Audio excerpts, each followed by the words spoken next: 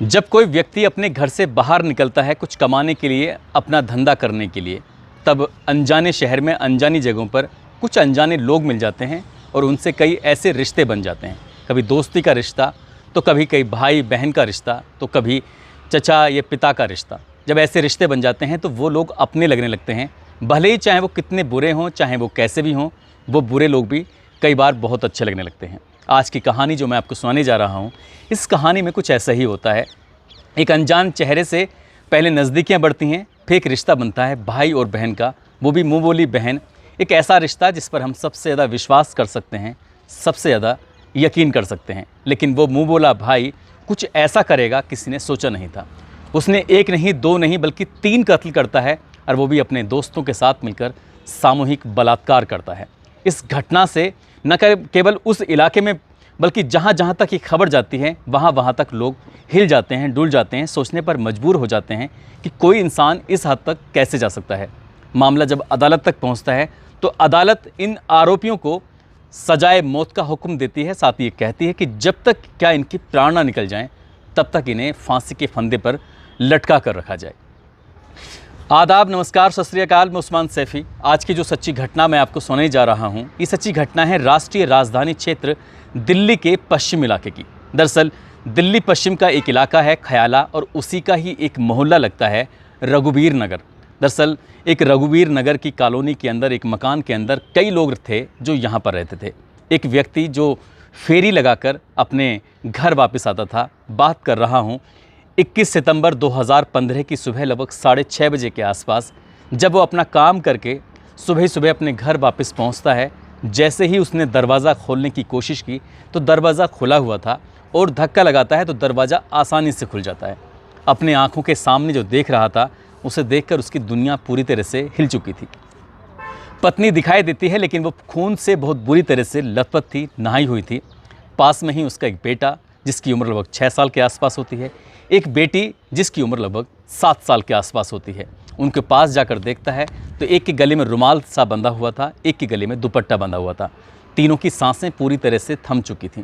जबकि वो और अंदर जाता है। अंदर जाने के बाद देखता है उसके 3 बच्चे हैं, वो इत्मीनान से सोए हुए हैं। एक 1 साल का बच्चा होता है, एक बच्चा लगभग 2.5 साल का होता है, एक बच्चा लगभग 4 साल का होता है। उन्हें इस बारे में कुछ नहीं पता था कि यहाँ पर कुछ हुआ है या नहीं हुआ है। जैसे ही वो व्यक्ति अपने परिवार की इन दशा को, इस दृश्य को देखता है तो उसकी चीखें निकल जाती हैं। वो रोने लगता है। ज़ोर ज़ोर से उसकी चीखों को सुन के आसपास के जो फ्लैट में कमरों में रहने वाले लोग थे, वो भी दौड़ कर आते हैं। उन्होंने जो दृश्य अपनी आंखों से देखा तो वो महिला जो उसकी पत्नी है, वो अर्धनग्न अवस्था में पड़ी हुई थी। उसकी टांगें बेड से बंधी हुई थी। ऐसा देखकर साफ प्रतीत हो रहा था जैसे कि इसके साथ गंदा और घिनौना कृत्य हुआ है। नज़दीकी पुलिस स्टेशन को ये सूचना दी जाती है। पुलिस जब मौके पर पहुंचती है तो एक साथ इस घर से 3 लाशें निकाली जाती हैं। और ये दृश्य जब लोगों ने टीवी पे, अखबारों में, सोशल मीडिया के माध्यम से देखा तो यही कहा कि दिल्ली भी अब सुरक्षित नहीं है।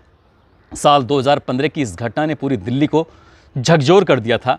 अब इस मामले में तीनों का पोस्टमार्टम किया जाता है। पता चलता है कि बेटा और बेटी की तो गला दबाकर हत्या की गई है। कोई संघर्ष का कोई निशान नहीं होता है, कोई झगड़ा नहीं होता है। जबकि जो पत्नी होती है उसने संघर्ष भी किया था, उसने बचने की कोशिश भी की थी। ऐसा लग रहा था कि कई लोगों ने मिलकर उसके साथ सामूहिक बलात्कार किया है। बस इस घटना ने जब लोगों को हिलाना शुरू किया है, तब पता चलता है, ये पुलिस के पास जाता है। पुलिस के पास जाकर कहता है कि साहब, मैं उत्तर प्रदेश के ज़िला कासगंज का रहने वाला हूँ। कासगंज के रहते हुए मैं यहाँ पर अपने 5 बच्चों के साथ ख्याला एक जगह है, वहाँ पर रघुवीर नगर में किराए के मकान में रहता था। मुझे हर सप्ताह शनिवार को जाना होता था जयपुर में, क्योंकि अगले दिन मुझे संडे बाज़ार में शामिल होना पड़ता था। वहाँ जाकर मैं अपनी जींस बेचता था। रात भर का सफ़र करने के बाद उसके बाद सुबह मैं अपने घर पहुँचता था। लंबे समय से ऐसे चल रहा है, बस यही चल रहा था। उसे नहीं पता था कि उसकी दुनिया पूरी तरह से उजड़ जाएगी। अब उसके 3 बच्चों की कैसे परवरिश होगी, समझ नहीं पा रहा था। रो रो कर उसका बुरा हाल हो जाता है। अब वो करे तो क्या करे। पुलिस भी अपने हिसाब से जांच करती है, और पुलिस जांच करने के साथ साथ ही उससे भी कहती है कि तुम्हें भी कुछ अगर किसी पे शक शुबा है तो तुम भी आकर बता सकते हो। तभी एक बच्चा जिसकी उम्र 7-8 साल के आसपास होती है, वो बच्चा खेल रहा था। उस बच्चे से पूछता है रोते हुए कि क्या तुमने कुछ देखा। तो जैसे उसने रोते हुए उस बच्चे से पूछा, उसका नाम होता है शब्बू, जो कि नीचे किराए के किराएदार का बेटा होता है, रोते जो उससे पूछता है तो शब्बू कहता है कि हाँ अंकल, मैंने किसी को अंदर जाते हुए देखा। यानी कि 20 सितंबर की रात लगभग 9:45 के आसपास उस शब्बू ने एक लड़के को देखा था और उस लड़के का नाम होता है मोहम्मद अकरम अली। मोहम्मद अकरम अली की नाम सुनने के बाद उस व्यक्ति की खुद सांसें अटक जाती हैं। वो सोचने पर मजबूर हो जाता है कि वो अकरम अली तो मेरी बीवी को अपना बहन बोलता था, उससे इतना ख्याल रखती थी, वो ऐसा कैसे कर सकता है।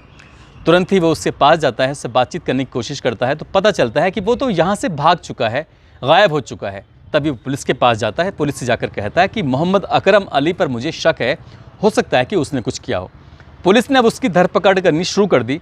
आखिरकार कड़ी मशक्क़त के बाद, कई दिन बीतने के बाद मोहम्मद अकरम अली पकड़ा जाता है और पकड़ा जाने के बाद उसने जो खुलासा किया, जो सच बताया, वो वाकई चौंकाने वाला था। मीडिया रिपोर्ट्स ये कहती है कि अकरम अली उस रात को अपने और 3 साथियों के साथ, एक का नाम होता है शाहिद, एक का नाम होता है रफ़त अली और एक नाबालिग बालक होता है, उनके यानी कि 4 लोग घर के अंदर जाते हैं। दरवाज़ा जैसे ही खुलवाया जाता है तो अंदर से आवाज़ आती है, कौन? वो कहता है कि मैं तुम्हारा भाई रफ़त हूँ, रफ़त मैं तुम्हारा भाई अकरम हूँ। इस तरह से जब भाई के नाम लिया जाता है तो बहन को कोई दिक्कत नहीं थी, क्योंकि वो पहली बार नहीं था जो इस घर की दहलीज के अंदर कदम रख रहा था। वो जैसे ही अंदर आता है, बच्चे सोए हुए थे और बच्चे जब सो रहे थे, इसी बीच में घर आने के बाद उस महिला को वो अपने कब्जे में ले लेते हैं, उसके हाथ पैर बांध लेते हैं और देखते ही देखते उनका मकसद था इस घर में डकैती डालना, इस घर में जो पैसे थे उसको लूटना। लेकिन पैसे मिलते हैं 18,550 रुपये। उस महिला ने जो जेवरात पहने हुए थे, जो भी थोड़ी बहुत ज्वेलरी थी 1,50,000 रुपये के आसपास की, उसको भी कब्जे में ले लेते हैं। तभी इनकी नीयत ख़राब हो जाती है, क्योंकि वो महिला देखने में बहुत ज़्यादा सुंदर थी। इस महिला के हाथ पैर बांधे जाते हैं और वो चारों मिलकर उसके बारी बारी से उसके साथ गैंगरेप करते हैं, बलात्कार करते हैं, तब तक करते हैं जब तक थक नहीं जाते। इसी बीच में जो 6 साल का बच्चा होता है वो अपनी माँ के साथ हो रही इस गंदी हरकत को देख लेता है और उन्हीं में से किसी ने देखा कि ये बच्चा तो पहचान लेगा, ये अपने बाप को बता देगा या फिर ये बात पुलिस तक पहुँच जाएगी। तभी उस बच्चे का गला दबाकर उसकी हत्या कर देते हैं। इसके बाद जो दूसरा बालक होता है, वो बेटी, वो भी जाग जाती है और जैसी वो बेटी जागती है, वो भी अपनी माँ को ऐसी हालत में देख रही थी जिसने उसने कभी नहीं देखा, कभी सोचा नहीं कि जो उसका मामा लगता है, जो उसका मुँह बोला मामा है, वो उसके साथ ऐसी हरकत कैसे कर रहा है। तभी उन्होंने उस बेटी को भी पकड़ा, उसका गला दबाया और उसकी भी हत्या कर दी। अब लग रहा था कि बात खुल जाएगी, इसलिए वहीं पास में एक पेचकस पड़ा हुआ था। उस पेचकस से उसने घाव किए जाते हैं, इतना मारा जाता है जब तक क्या उस महिला के प्राण नहीं निकल जाते, जब तक क्या वो महिला मर नहीं जाती, तब तक वो उसको मारते रहते हैं। आखिरकार उस महिला ने दम तोड़ दिया। यहाँ से ये सामान समेटते हैं, समेटने के बाद चुपचाप अपने कमरे में आते हैं। लेकिन जैसे ही दिन निकलता है, उसका पति आता है। पति अपनी बीवी को इस हालत में देखता है, बच्चों को इस हालत में देखता है तो उसके होश फाख्ता हो जाते हैं। वो सोचने पर मजबूर हो जाता है कि आखिरकार ये क्या हो गया। मामला पुलिस तक पहुंचता है। पुलिस ने इस मामले में चार्जशीट लगाती है। जितने भी आरोपी थे गिरफ्तार किए जाते हैं। नाबालिग को उसको बच्चों वाली जेल में भेजा जाता है, साथ ही जो बड़े होते हैं उनको बड़ों की जेल में। इसमें लगभग 8 साल में 150 बार तारीखें पड़ती हैं। लेकिन वो मज़दूर आदमी मजदूरी करता था, कर्ज करता था। उसने कसम खाई थी कि वो अपनी बीवी के हत्यारों से हर हाल में, हर कीमत पर बदला लेगा। जो लोग महिलाओं की इज़्ज़त करते हैं वही समझ सकते हैं कि आखिरकार भी पत्नी का क्या मोल होता है या महिलाओं का क्या मोल होता है। वो व्यक्ति, उसने हिम्मत नहीं हारी। उसने कहा कि कुछ भी हो जाए, इन 3 बच्चों की परवरिश भी करूँगा, साथ ही अपनी बीवी के हत्यारों से बदला भी लूँगा। और इसके लिए उसने लगातार कोशिश करता रहा। कोशिश करते करते 30 हज़ारी कोर्ट में मामला चलता रहा। लगभग 150 तारीखें पड़ती हैं। 150 तारीख पढ़ने के बाद 22 अगस्त 2023 को कोर्ट इस मामले में फैसला सुनाती है। कोर्ट ने सबसे पहले यही कहा कि ये इंसान तो हो ही नहीं सकते, बल्कि ये जानवर हैं। 1 साल का बच्चा जो उसकी महिला उसे खिलाती थी, दूध पिलाया करती थी, उसकी देखभाली करती थी। और ये व्यक्ति कई बार इस घर में आता था। उसने खुद देखा कि एक 1 साल का बालक है, एक 2.5 साल का बालक है, एक 4 साल का बालक है, एक 6 साल का, तो एक 7 साल का। छोटे छोटे बच्चों को देखकर भी इन्हें दया नहीं आई। इन्होंने उसकी इतनी निर्मम तरीके से हत्या कर दी। उन बच्चों ने देखा तो उनकी भी हत्या कर दी। काश वो तीनों बच्चे जाग जाते तो शायद ये उनकी भी हत्या कर देते। ये इंसान कहलाने के हक के लायक नहीं है, इसलिए इन्हें जीने का भी कोई अधिकार नहीं है। इन्हें अदालत सजाए मौत का हुक्म सुनाती है। साथ ही ये जब तक ये फांसी के फंदे पर लटकाए जाए रखें, जब तक क्या इनके प्राण ना निकल जाएं। और जैसे ही ये मामला अदालत के बाद ये पहुंचता है अखबारों के माध्यम से लोगों को पता चलता है तो सबसे पहले तसल्ली होती है उस पति को, उस शौहर को, जिसने अपनी बीवी के हत्या का बदला लिया। एक मीडिया में इंटरव्यू देते हुए उसने कहा कि मैंने इस बीच में अपने बच्चों को कई बार भूखा भी रखा है, क्योंकि तारीखों पर जाने के लिए पैसे की भी ज़रूरत होती थी। अब उन बच्चों की परवरिश करना इतना आसान काम नहीं है, लेकिन मैंने सोचा कि जब तक अपनी बीवी की हत्या का बदला नहीं लूँगा तब तक चैन से नहीं बैठूँगा। अदालत के इस फैसले से वो खुश भी है, लेकिन अपनी बीवी के जाने से इतना मायूस रहता है, करे तो क्या करे। उसने कहा कि जब तक इन्हें आखिर दम तक लड़ाई लड़ेगा। आज उसके बच्चे कोई 10 साल का हो चुका है, कोई 11 साल का हो चुका है, तो कोई 13-14 साल के आसपास का हो चुका है।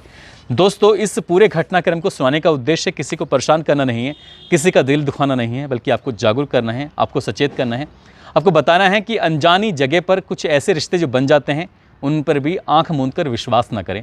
कहीं ना कहीं एक इस शक की गुंजाइश ज़रूर रखें।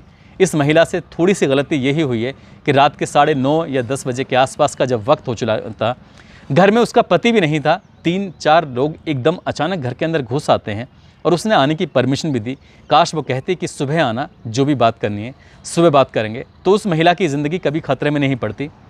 जो भी बात थी बंद दरवाजे से ही उसे बाहर से बाहर कर दिया था, तो शायद ये कुछ नहीं होता। ये भी उत्तर प्रदेश के ही अलग अलग ज़िलों के रहने वाले थे, इसलिए उस महिला की इन से जान पहचान हो जाती है, इसलिए एक नया रिश्ता बन जाता है। आप लोग अपना ख्याल रखें, सुरक्षित रहें। जय हिंद, जय भारत।